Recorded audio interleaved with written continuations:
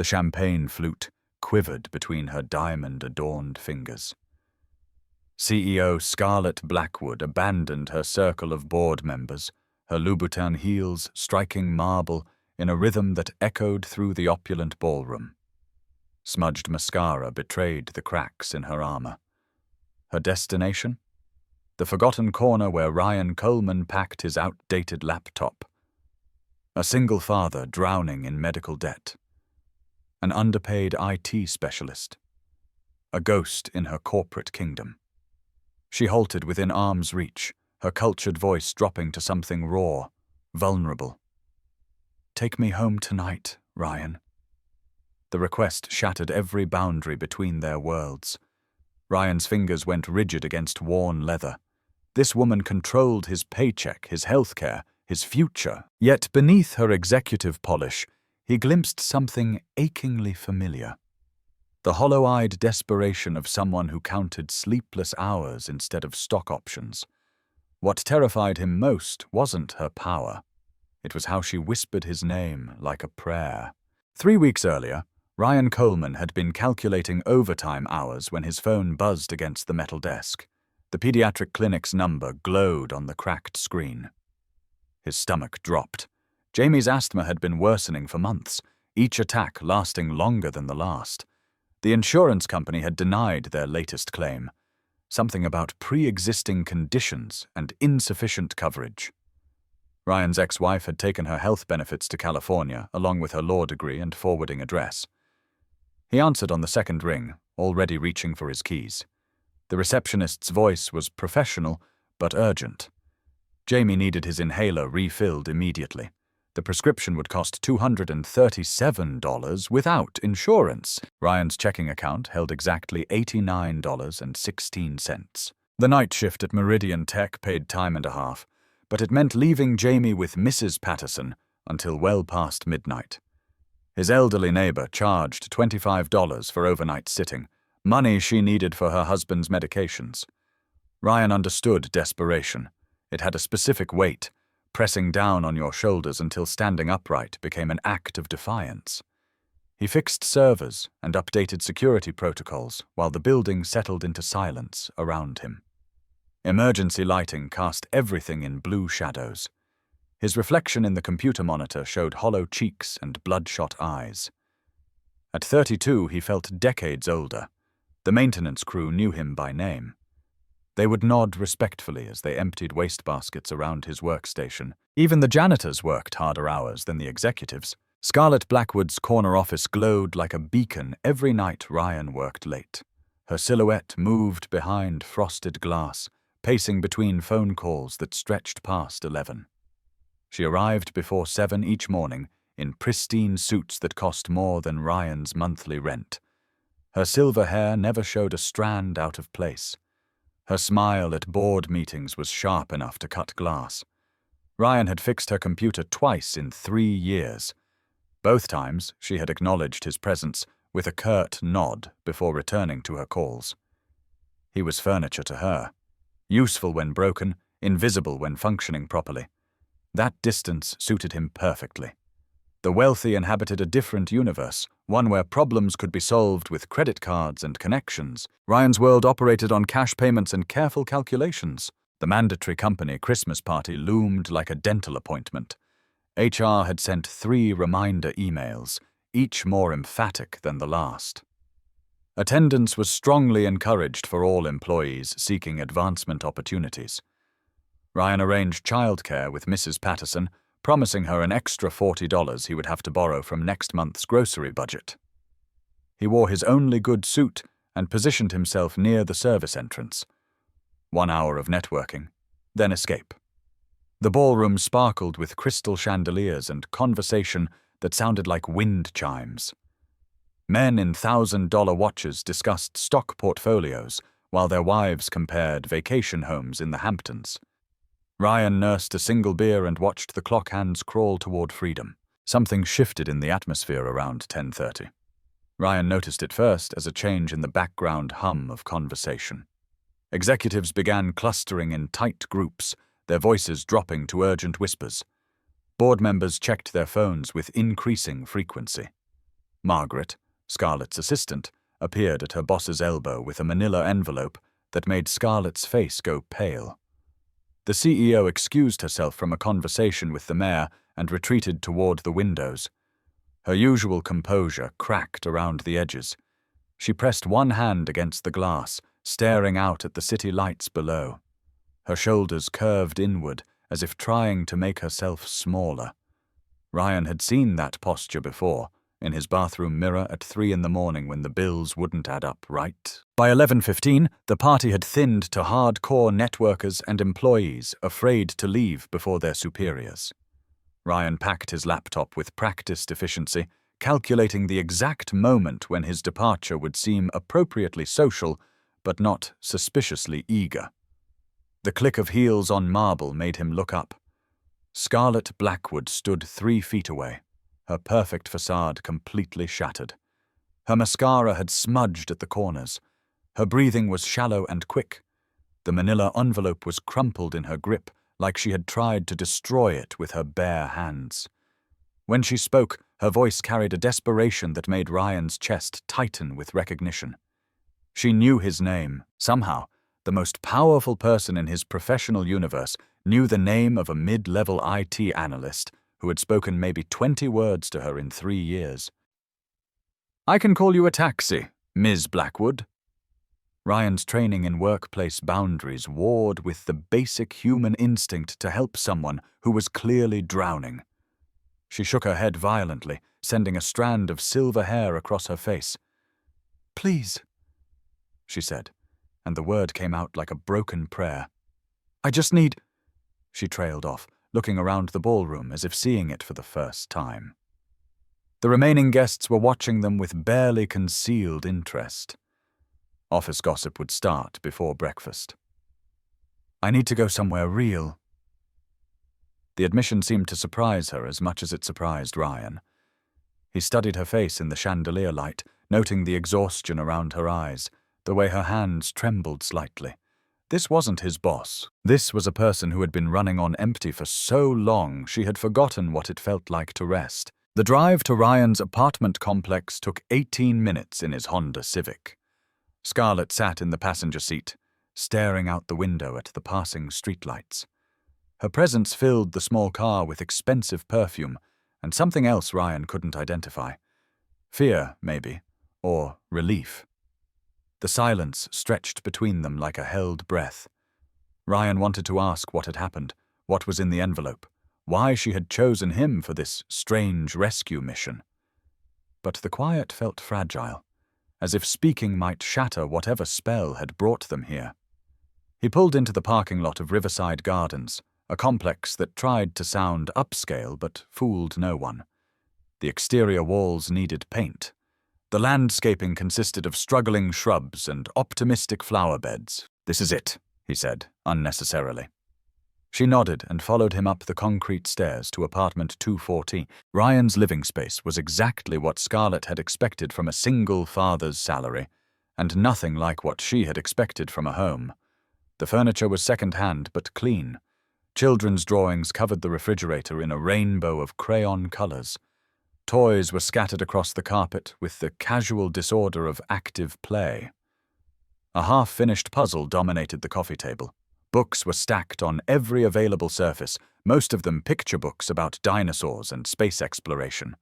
The apartment was small and cluttered and lived in and warm.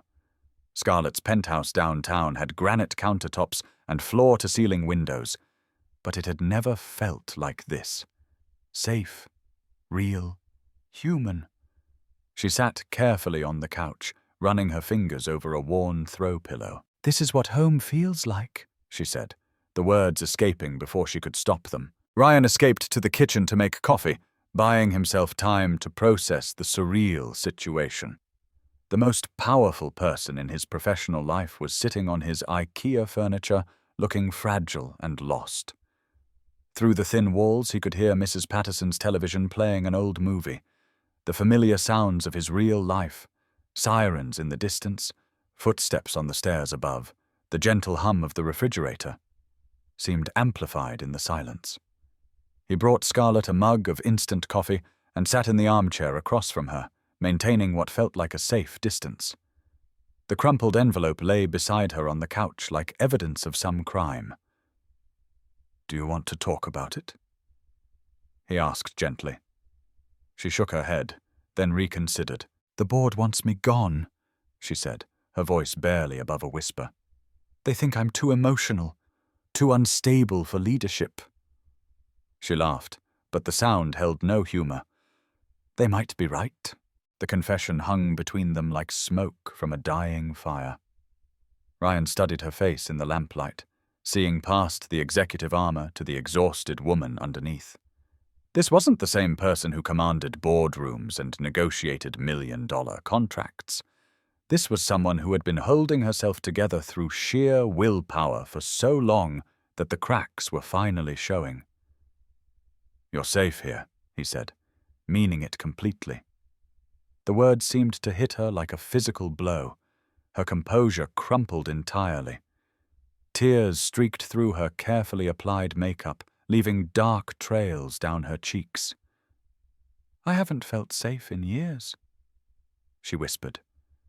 "I've been so careful, so controlled, so perfect, and they still want to destroy me." Ryan moved to the couch without thinking, offering her a box of tissues. She accepted them gratefully, her fingers brushing his in a moment of contact that felt electric. A soft thud from the hallway made them both freeze. Ryan's bedroom door creaked open, revealing Jaime in his dinosaur pajamas. The 6-year-old rubbed his eyes with small fists, confusion written across his sleepy features. "Daddy?" His voice was thick with sleep and concern. Ryan was on his feet immediately, gathering his son into his arms. The solid weight of the child against his chest reminded him of what really mattered. "Hey, buddy. What are you doing here? I thought you were staying with Mrs. Patterson tonight." Jaime mumbled against Ryan's shoulder, his words muffled by cotton pajamas. "She fell asleep watching TV. I wanted to come home." Guilt twisted in Ryan's stomach. He had left his son with a neighbor so he could attend a corporate party, and now he had brought his boss home to their private sanctuary. What kind of father did that make him? "Who's that?" Jaime asked, noticing Scarlett for the first time. She had gone very still on the couch, her coffee mug frozen halfway to her lips. Ryan could see the panic in her eyes, the realization that she had intruded on something sacred. The careful distance between her world and his had collapsed completely. "This is Ms. Blackwood," Ryan said carefully, aware that his next words would set the tone for everything that followed. "She's a friend from work." The lie felt necessary and insufficient at the same time. Jaime studied Scarlett with the unfiltered curiosity that only children possessed. She met his gaze steadily, something shifting in her expression. "Hello, Jaime," she said softly, her voice gentler than Ryan had ever heard it. "I'm sorry if I woke you up." The apology seemed to surprise all three of them. Jaime approached the couch with the fearless confidence of a child who had never learned to distrust strangers. "You're pretty," he announced with devastating honesty. "Do you like dinosaurs?" Despite everything, the board meeting, the tears, the shattered professional boundaries, Scarlett smiled. A real smile this time, not the practiced corporate expression Ryan had seen in meetings. "I do like dinosaurs," she said seriously. "Do you have a favorite?" Jaime's face lit up like Christmas morning. "Triceratops," he declared, scrambling onto the couch beside her. "They have 3 horns and they eat plants and they're not scary like T-Rex. Want to see my collection?" He was already moving toward his bedroom before either adult could respond. Ryan started to intervene, but something in Scarlett's expression stopped him. She was watching Jaime with complete attention, as if his 6-year-old enthusiasm was the most important thing in the world. 23 minutes later, Jaime had fallen asleep against Scarlett's shoulder. His dinosaur book lay open across both their laps, his small hand still clutching a plastic stegosaurus. She hadn't moved, afraid of disturbing his peaceful slumber.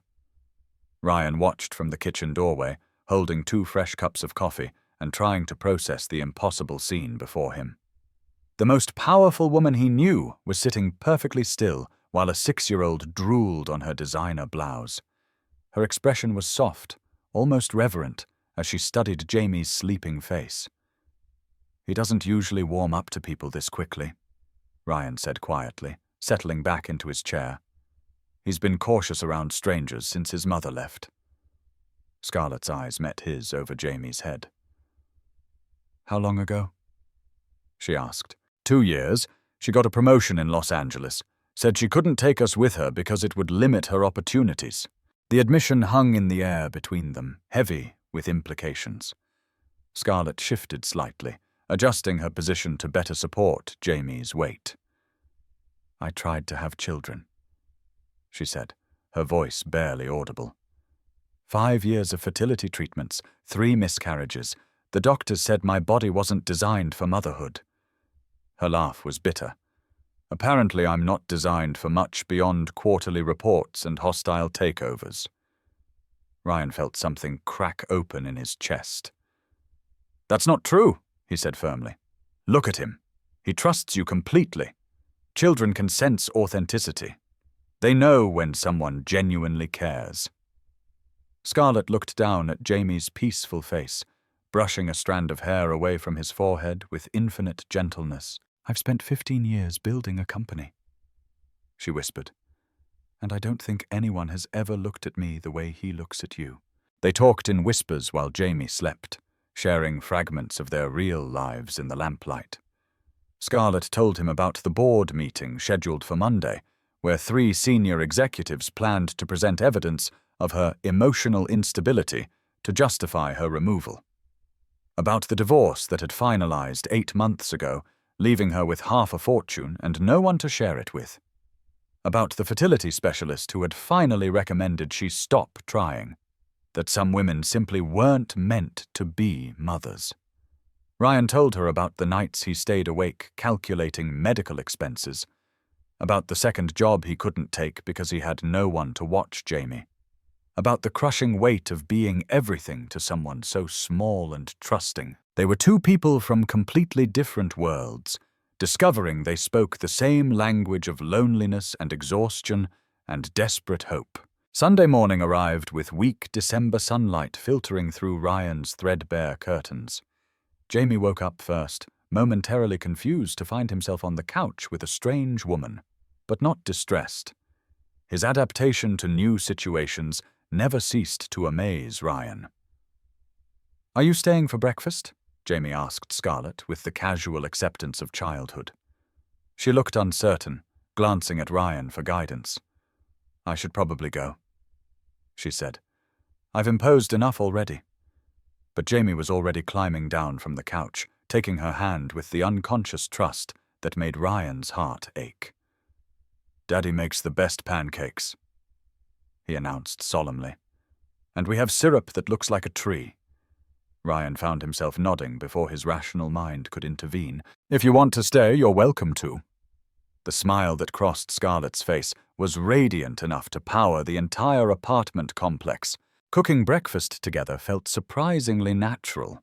Scarlett measured flour while Ryan heated the griddle, and Jaime provided detailed commentary on proper pancake technique. "You have to wait for the bubbles," he informed Scarlett, with the seriousness of a master chef. "Daddy taught me that, and you can't flip them too early or they get all mushy." She nodded as if this were crucial business information, asking follow-up questions about batter consistency and optimal cooking temperature. When Ryan's phone buzzed with a text from Mrs. Patterson asking if Jaime was okay, he realized how this must look to his elderly neighbor. She would probably assume he had brought home a one-night stand. The thought made his cheeks burn with embarrassment, but when he glanced at Scarlett, she was laughing at something Jaime had said about dinosaur-shaped pancakes, and the awkwardness faded. "This is the best breakfast I've had in years," Scarlett said, cutting into her 3rd pancake with genuine pleasure. She had shed her corporate formality along with her blazer, sitting at Ryan's tiny kitchen table in her silk blouse like she belonged there. Jaime had insisted she use his special chair, the one with the booster seat and the dinosaur placemat. The morning light streaming through the windows caught the silver in her hair, making her look younger and more relaxed than Ryan had ever seen her. "We should do this every Sunday," Jaime declared matter-of-factly. "Right, Daddy?" Ryan nearly choked on his coffee. Children had no filter, no understanding of social complexities or professional boundaries. "Jaime, Miss Blackwood is very busy," he said carefully. "She has important work to do." Jaime considered this with all the gravity of a 6-year-old philosopher. "But she likes dinosaurs," he pointed out, as if this settled all arguments. "And she makes good pancakes, almost as good as yours." After breakfast, Ryan walked Scarlett to her car, leaving Jaime inside to build an elaborate Lego castle. The morning air was crisp and clean, carrying the scent of winter and the promise of snow. Scarlett's BMW looked absurdly out of place in the parking lot, surrounded by aging Hondas and pickup trucks with rusted bumpers. She searched for her keys in her designer purse, her movements uncharacteristically hesitant. "Thank you," she said finally, not meeting his eyes. "For last night, for breakfast, for reminding me what normal feels like." Ryan understood more than she had said. Normal was a luxury that people like Scarlett rarely experienced. Every interaction was filtered through corporate politics and social expectations. Every relationship was potentially transactional. "What happens tomorrow?" he asked. "At the office, I mean." She was quiet for a moment, studying the horizon where office buildings pierced the sky like steel fingers. "I don't know," she admitted. "I've never done anything like this before." Monday morning at Meridian Tech felt different, charged with an energy Ryan couldn't identify. He arrived early as usual, but instead of hiding in the server room, he found himself taking the elevator to the executive floor. The ride felt longer than normal, each floor adding weight to his uncertainty. Margaret, Scarlett's assistant, looked surprised to see him standing outside the corner office. Her usually warm expression was replaced by professional coolness. "She's in a board meeting," Margaret said, her tone carefully neutral. "But she left this for you." She handed him an envelope with his name written in elegant script. Inside was a handwritten note on company letterhead. "Thank you for showing me what home feels like. The new childcare benefits package launches next month. I hope it helps families like yours. S." At the bottom of the page, someone had drawn a small triceratops in blue ink. Ryan stared at the note for a full minute, understanding its implications. The childcare benefits package was announced company-wide the following Friday. The email from HR was comprehensive and generous beyond anything Meridian Tech had offered before. Full medical and dental coverage for employees' children, on-site daycare services with certified teachers, flexible scheduling options for parents, emergency childcare assistance for overtime situations, paid parental leave that extended beyond federal requirements. Ryan read the announcement 3 times, calculating what it would mean for his family. Jaime would finally have proper health insurance. The asthma medications would be covered. Ryan wouldn't have to choose between earning overtime and being present for bedtime stories. The relief was so overwhelming he had to step outside to catch his breath. His phone buzzed with a text from an unknown number. "Coffee later? I know a place that serves dinosaur-shaped cookies." S. He smiled, despite the complexity of their situation, and typed back. Jaime would love that. Their first official meeting outside the office happened 3 days later at a family restaurant downtown. Jaime insisted on wearing his best dinosaur shirt and bringing his favorite toy stegosaurus to show Scarlett. She arrived in jeans and a sweater, looking younger and more approachable than Ryan had ever seen her in corporate settings. "I've never done this before," she admitted as they waited for their table. "What, dating?" Ryan asked, then immediately regretted the word choice. "Dating someone with a child," she clarified, her cheeks flushing slightly. "I don't want to mess this up." Jaime solved the potential awkwardness by grabbing her hand and dragging her to the toy vending machine. "Look, they have dinosaur stickers," he announced with the enthusiasm of an archaeologist discovering a new species. Within minutes, they were sitting in a booth decorated with prehistoric creatures, debating whether pterodactyls were technically dinosaurs or just really cool flying reptiles.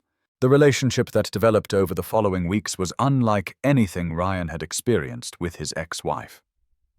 Scarlett approached single parenthood with the same intensity she brought to business negotiations, researching child development theories and memorizing the names of every dinosaur in Jaime's extensive collection.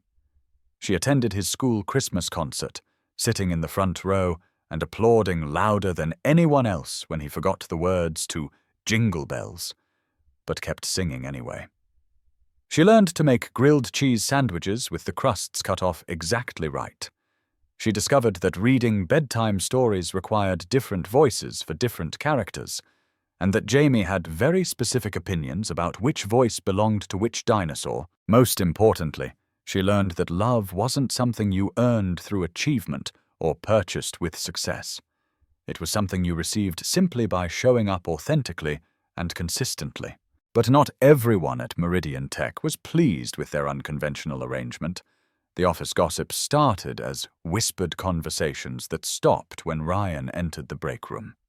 Margaret began treating him with cool professionalism instead of her usual friendly chatter. Several senior executives made pointed comments about inappropriate workplace relationships during team meetings. Ryan tried to ignore the speculation, but the pressure was building like steam in a covered pot. The gossip reached critical mass when a photograph of Scarlett, Ryan, and Jaime at the zoo appeared in the local business journal.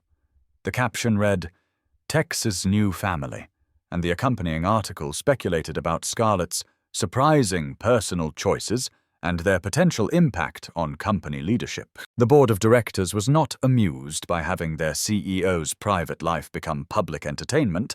The emergency board meeting was called for a Wednesday afternoon in February. Ryan wasn't supposed to know about it, but Margaret had accidentally left the meeting agenda on the printer in his department. Executive Leadership Review, Concerns regarding personal conduct and professional judgment. The implications were clear and terrifying. Scarlett's job was on the line because she had dared to build a relationship with someone beneath her corporate station. That evening, she appeared at Ryan's apartment looking exhausted and defeated. Her usual composure had been replaced by something fragile and uncertain. "They want me to choose," she said, accepting a cup of tea with hands that trembled slightly. "Between the company and—" She gestured around the small living room where Jaime was constructing an elaborate fort out of couch cushions and dining room chairs. "Between my career and my family." The word hung in the air between them, heavier than she had intended. "What are you going to do?" Ryan asked, though he thought he already knew the answer. Scarlett had spent 15 years building Meridian Tech from a small startup into a major corporation. She had sacrificed marriages, friendships, and personal happiness for professional success. The board was essentially asking her to choose between everything she had worked for and a relationship that had existed for less than 3 months. "I can't ask you to give up everything for us," Ryan said quietly, hating the words even as he spoke them. "You're not asking," she replied, her voice steady despite the tears in her eyes. "I'm choosing." Jaime looked up from his architectural project, sensing the emotional tension in the room with the intuitive radar that children possessed. "Are you sad, Miss Scarlett?" he asked with devastating innocence. She knelt beside him, smoothing his hair away from his forehead with infinite gentleness. "A little bit, sweetheart. Sometimes grown-ups have to make difficult decisions." Jaime considered this with the seriousness of someone much older than 6. "Like when Daddy chose me over his old job?" The question hit Ryan like a physical blow. He had never told Jaime about the promotion opportunity he had declined 2 years earlier, the chance to relocate to Seattle for twice his current salary. He had turned it down without hesitation because it would have meant uprooting Jaime from his school, his friends, his stability. but somehow his perceptive son had understood the sacrifice. "Yes," Scarlett said, looking at Ryan with new understanding. "Exactly like that. Some things are worth more than money or success or other people's approval." Ryan reached for her hand, finding it warm and steady despite everything. "Are you sure about this?" he asked. "I've never been more sure of anything in my life," she replied. The conviction in her voice made Jaime smile. "Good," he said, returning to his fort construction. "Now you can help me build the best dinosaur house ever." The resignation letter was submitted the following morning. Scarlett cleared out her corner office while Ryan worked 2 floors below, trying to concentrate on server maintenance while his world shifted around him. By noon, the news had spread throughout the company like wildfire. Margaret knocked on the server room door with red eyes and a box of tissues. "She actually did it," Margaret said, her voice thick with emotion. "She quit. For you and Jaime." The weight of that sacrifice was both terrifying and humbling. No one had ever chosen Ryan over everything else they valued. No one had ever made such a dramatic gesture of commitment to his small family. "What will she do now?" he asked, genuinely concerned about her financial future. Margaret smiled through her tears. She mentioned something about consulting, working from home, having more time for the important things. She paused, studying Ryan's worried expression. "She seems happy, Ryan. Really, genuinely happy for the first time since I've known her." 6 months later, Ryan Coleman married Scarlett Blackwood in a small ceremony at the Botanical Gardens downtown. Jaime served as ring bearer, carrying the rings in a small velvet box decorated with dinosaur stickers that he had applied himself. Mrs. Patterson cried through the entire ceremony, dabbing her eyes with a lace handkerchief and declaring it the most beautiful wedding she had ever attended. The guest list was small but meaningful. A handful of colleagues who had supported their relationship, neighbors who had become chosen family, and Scarlett's parents, who had flown in from Connecticut still bewildered by their daughter's dramatic life changes. When they saw the way Scarlett looked at Ryan and Jaime, however, their confusion transformed into acceptance and eventually genuine happiness. The consulting firm Scarlett started from their dining room table was profitable within 4 months, her reputation in the tech industry opening doors that most entrepreneurs could only dream of accessing. Working from home allowed Scarlett to be present for all the small moments that made up Jaime's childhood. Soccer practice and parent-teacher conferences, afternoon snacks and homework assistance. The bedtime stories that had become her favorite part of each day. Ryan continued working at Meridian Tech under new management, but with regular hours and the peace of mind that came from comprehensive family health insurance. Jaime thrived in his new environment, excelling in math and science under Scarlett's patient tutoring, making friends easily, and developing the confidence that came from knowing he was the center of a stable, loving family unit. On quiet evenings, when homework was finished and dinner dishes were washed, they would sit together on the couch reading books about paleontology and space exploration, planning future trips to natural history museums, and discussing Jaime's evolving career plans. 2 years after that desperate December night when a lonely CEO had asked a struggling single father to take her home, Ryan and Scarlett stood in their new kitchen, watching Jaime practice soccer kicks in the backyard through large windows they had specifically requested during the house hunting process. The suburban colonial was nothing like Scarlett's old penthouse or Ryan's cramped apartment.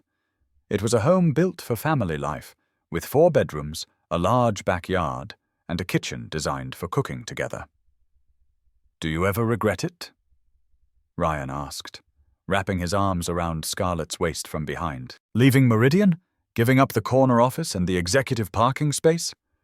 Scarlett leaned back against his chest, watching Jaime score a goal against the fence and pump his fists in celebration. "I gave up a job," she said finally. "But I gained a life. The math isn't even close." Jaime called for them to watch his victory dance, and they both laughed at his enthusiasm. Besides, Scarlett added, I never had an office with entertainment like this. That night, as they tucked Jaime into his new bedroom with its glow-in-the-dark dinosaur ceiling, he looked up at them with the serious expression he wore when discussing important matters. Are you going to have a baby? He asked without preamble, the question hanging in the air like a challenge. Ryan and Scarlett exchanged glances over his head. They had discussed adoption, explored the possibility of expanding their family, but nothing had been decided definitively. Would you like a little brother or sister? Scarlett asked carefully, aware that his answer would influence their decision significantly. Jaime considered this question with all the gravity of a 6-year-old contemplating the expansion of his personal universe. Maybe, he said finally, his tone thoughtful, but only if they like dinosaurs, and only if you promise they won't be louder than me.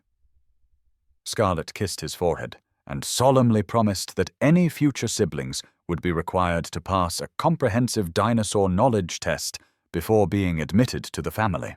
The years that followed were filled with the ordinary magic that Scarlett had never experienced before. Birthday parties with homemade cakes and backyard games. Family vacations to national parks where Jaime could search for fossils and imagine prehistoric worlds.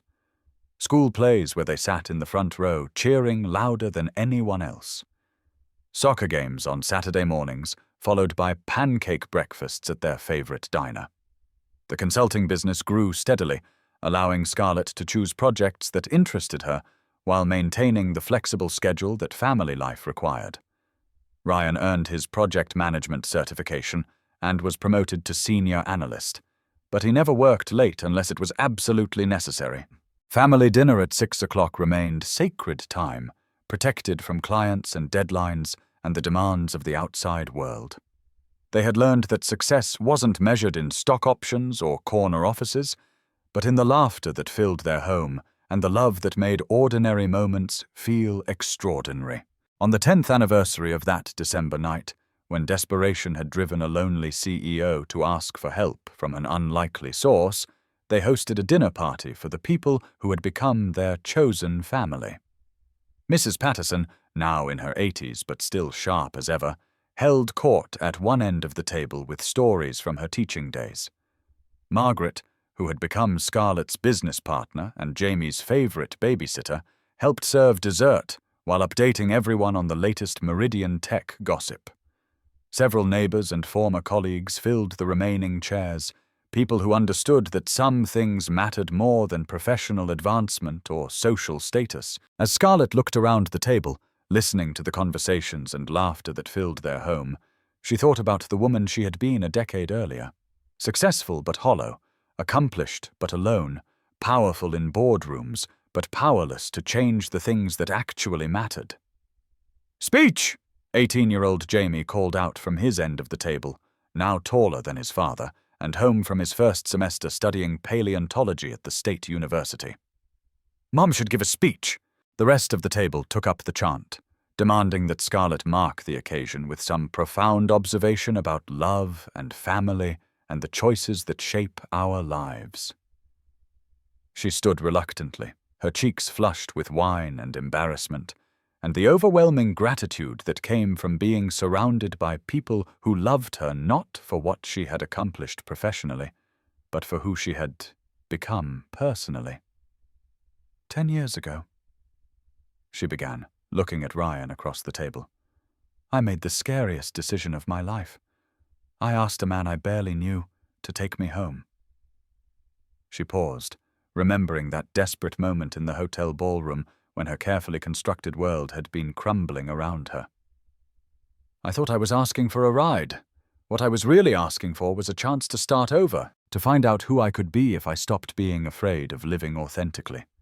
The table grew quiet, everyone understanding they were witnessing something important and deeply personal. Ryan didn't just take me home that night, she continued, her voice growing stronger with each word. He taught me what home actually means, that it's not a place you can buy or a status you can achieve. It's the people who choose to build a life together, one ordinary day at a time. It's soccer practice and homework help and bedtime stories. It's choosing love over fear, again and again, even when the world tells you it's impractical or impossible. She raised her wine glass, her voice steady and sure, despite the tears in her eyes. To family, however you find it, to second chances and the courage to say yes when love comes knocking at your door. The applause was warm and sustained, but Scarlett only had eyes for her husband and son, the two people who had transformed her from a successful but lonely executive into someone she actually enjoyed being. Ryan stood and crossed to her side of the table, pulling her into his arms, while their friends and chosen family cheered their approval. "I love you," he whispered against her ear. "Thank you for asking me to take you home." She kissed him then, not caring about their audience or the wine glasses or anything else except the man who had seen her at her most vulnerable and chosen to protect rather than exploit that weakness. "Thank you for saying yes," she whispered back. And in that moment, surrounded by the laughter and love that filled their home, she knew that some risks were worth taking and some prayers were answered in the most unexpected ways.